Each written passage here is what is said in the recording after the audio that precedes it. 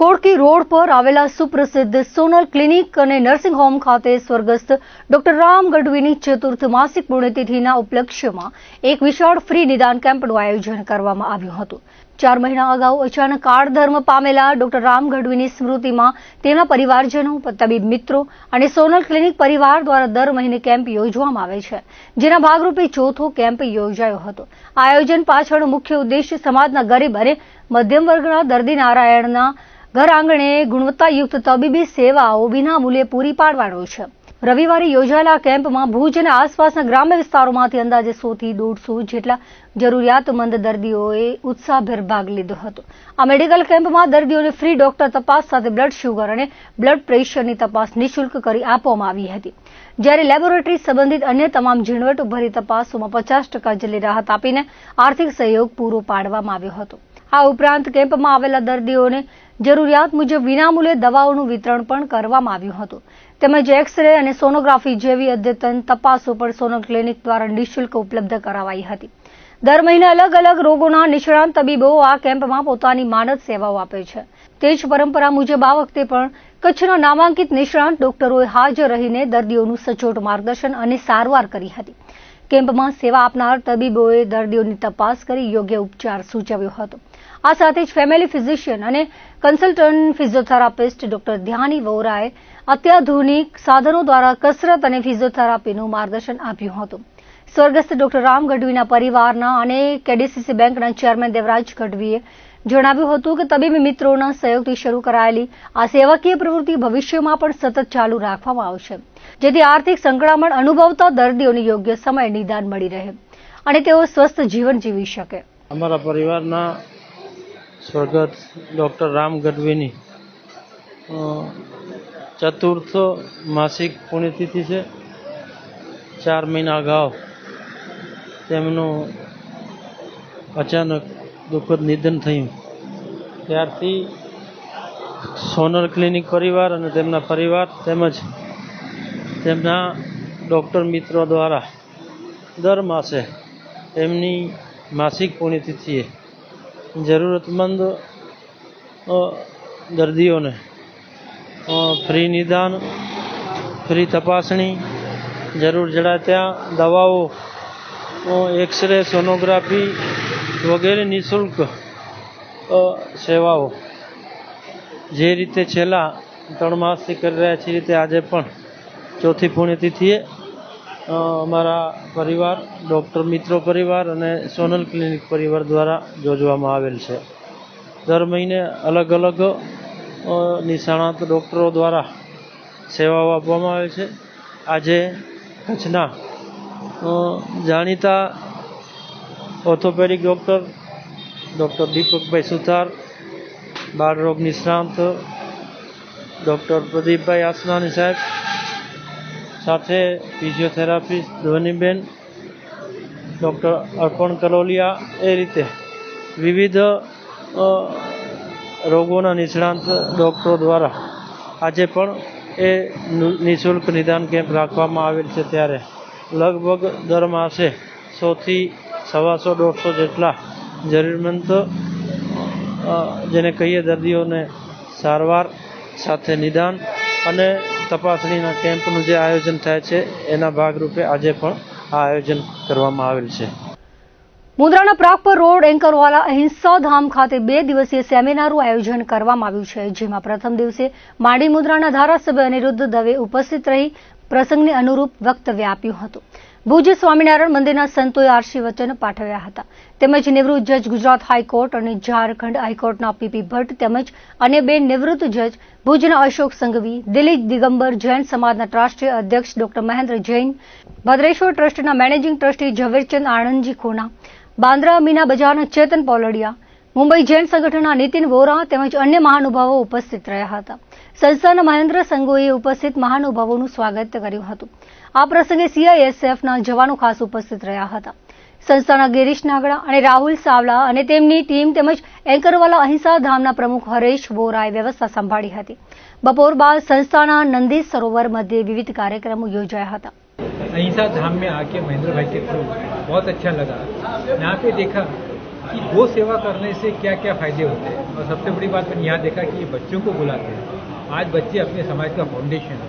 अगर इस फाउंडेशन अगर पक्का बन जावे तो आगे ये कोई प्रॉब्लम क्यों कि गौ सेवा करेंगे तो ही अपन ऊपर आ सकते हैं। आज अपन गौ माता क्यों बोलते हैं? जन्म तो अपने को अपनी माँ देती है, पर पालन पोषण अपना जो होता है वो गौ माता के दूध से होता है, जिससे कि अपने को एनर्जी मिलती है मेंटली प्लस फिजिकली। इसलिए मैं तो बोलता हूँ कि सब मिल के गौ सेवा करें। और ये सेवा सिर्फ कोई एक धार्मिक हिसाब से नहीं, पर एक साइंटिफिक रीता से होती है। आज गौमूत्र से कैंसर भी अच्छा होता है। इसका भी प्रयोग आपके अहमदाबाद में 1992 के अंदर जो सम्मेलन हुआ था डॉक्टर का, उसमें भी प्रूफ हुआ था। इसको बढ़ावा कैसे देना, ये यहाँ पे यहाँ पे जो म्यूजियम देखा मैंने, बाकी जो सेवा करते हैं, अगर यहाँ पे स्कूल के बच्चे आते हैं तो बहुत अच्छी बात है, वही आगे समाज को लाएंगे। पशु रक्षा केंद्र एंकरवाला अहिंसा धाम आज तारीख 27/6/2026 के दिन अहिंसा सम्मेलन का पहला दिन है। यहाँ भी आज हमारे साथ पूरे भारत भर में से लोग जुड़े हैं। 3 हाई कोर्ट के जज साहब भी हमारे साथ जुड़े हैं और अन्य सिटी में से सारे महानुभाव आए हैं और अन्य संस्थाओं से भी लगभग 70 से 75 लोग अलग आए हैं। लगभग 300-400 लोग सब है हमारे अहिंसा सम्मेलन के अंदर। 2 दिन का सम्मेलन है। 4 गार्डन अभी नंदी सरोवर में हमारे थोड़े गाय के विषय पे है, तो यहाँ भी सारे दाता परिवार लोग आए हैं और आप सभी लोग जो जुड़े हैं मैं सभी का वंदन करता हूँ। ये अहिंसा धाम जो है वो पूरे भारत में अहिंसा का संदेश फैलाती है। पशु पक्षी और पर्यावरण और सृष्टि के ऊपर हम लोग काम कर रहे हैं। हमारी बहुत बड़ी टीम है, वेटरनरी बहुत बड़ी हॉस्पिटल है। 10 लाख पेड़ लगाने जा रहे हैं। 5 लाख पेड़ बड़े हो गए हैं, 5 लाख पेड़ आने वाले दिनों में हो जाएंगे। यहाँ अन्य जातियों अलग अलग जातियों के बर्ड्स आते हैं, वो बर्ड्स के लिए कैसा रहने का कैसा खाने का उस पर काम हो रहा है। तो पूरे भारतवासियों को मैं एक नम्र निवेदन करता हूँ, पशु पक्षी और पर्यावरण के ऊपर जिसको प्रेम है, भगवान के ऊपर प्रेम है, सृष्टि के ऊपर प्रेम है, जमीन के ऊपर धरती माता के ऊपर जिसको प्रेम है, जल के ऊपर जिसको प्रेम है, तो ऐसे लोग पूरे भारतवर्ष के लोग आप हमारे साथ जुड़िए। हमारा ये अभियान को आप 2 दिन को साथ यहाँ निहारिए और 2 दिन हमारे साथ रहिए।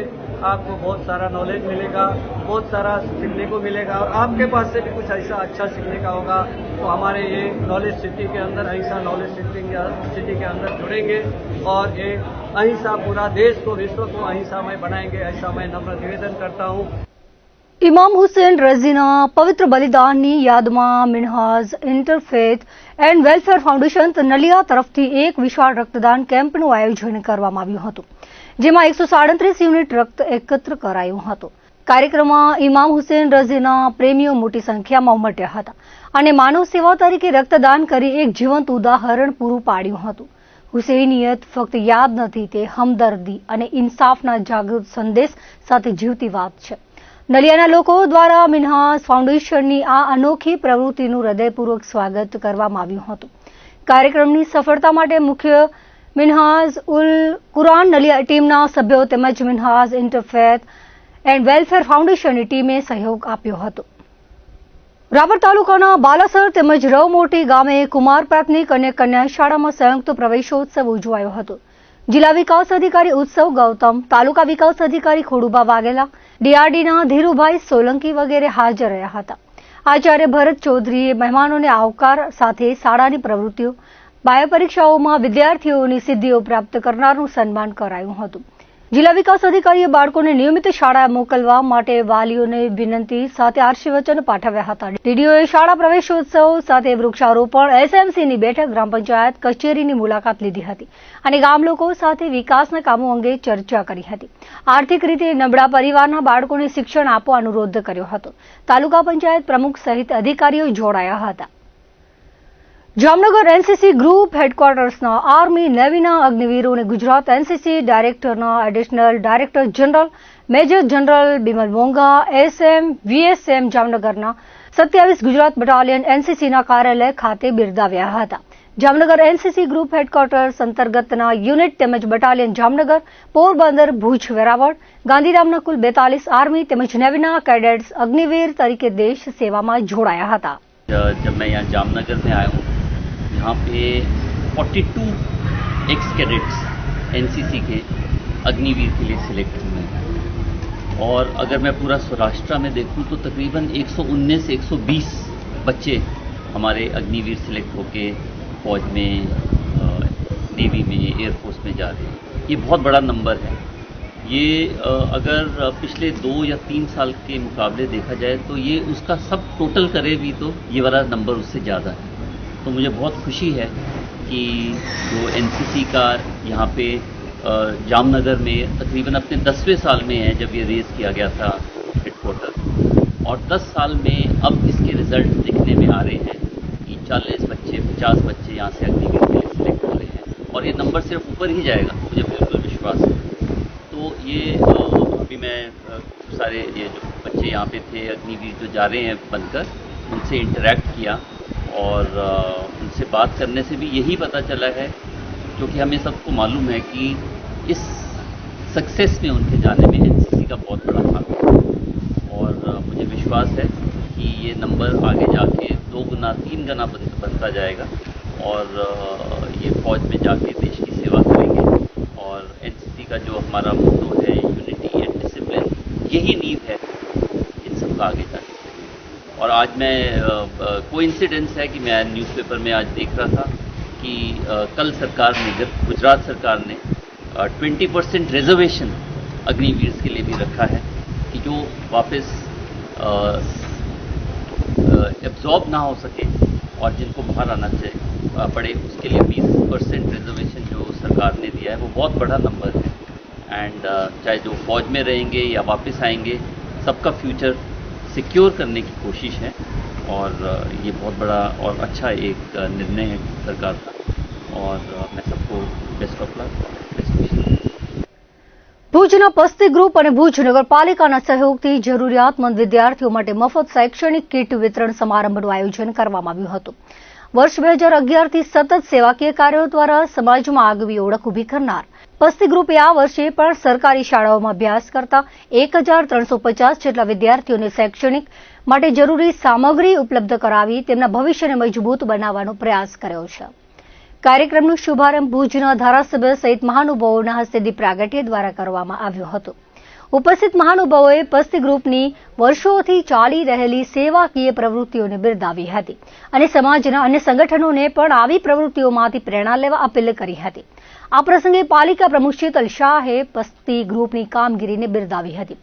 તેમણે જણાવ્યું હતું કે સંસ્થાએ વર્ષોથી કોઈ પણ પ્રકારના પ્રચાર પ્રસારની લાલસા વગર સમાજના વંચિત વર્ગો માટે નોંધપાત્ર કામ કર્યું છે। ખાસ કરીને શિક્ષણ ક્ષેત્રે કરવામાં આવતી મદદ અનેક પરિવારો માટે આશીર્વાદ સમાન બની રહી છે। ધારાસભ્ય કેશુભાઈ પટેલે પોતાના સંબોધનમાં જણાવ્યું હતું કે તેઓ પોતે પણ વર્ષોથી પસ્તી દાતા તરીકે પસ્તી ગ્રુપ સાથે જોડાયેલા છે। પસ્તી ગ્રુપનું કાર્ય એક અલગ પ્રકારનું શાંતિપૂર્વક અને નિસ્વાર્થ ભાવથી કામ કરે છે અને પ્રચારથી દૂર રહીને સમાજના જરૂરિયાતમંદ લોકો સુધી સહાય પહોંચાડે છે।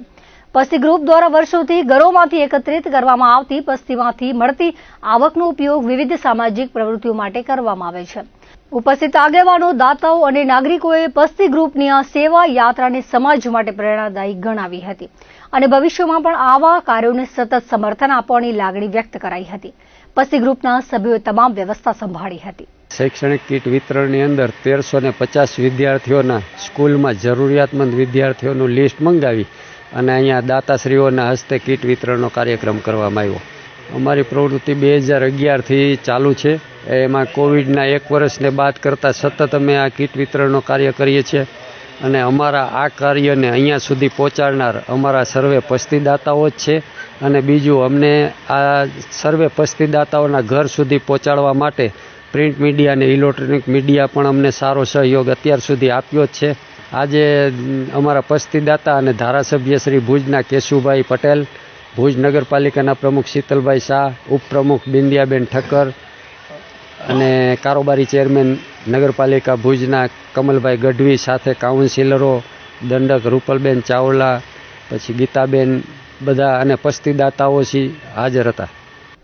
અંજાર શક્તિપીઠ ગાયત્રી સોસાયટીના અંજાર મધ્ય ગાયત્રી જયંતિ પર્વ નિમિત્તે વિવિધ કાર્યક્રમો યોજાયા હતા। સવારે 8 કલાકે પંચકુંડી ગાયત્રી મહાયજ્ઞ, ત્યારબાદ સાંજે 6 થી 7 ગાયત્રી મહામંત્રના જાપ કરાયા હતા। ત્યારબાદ દીપમાળા, આરતી અને પ્રસાદ વિતરણ કરાયું હતું।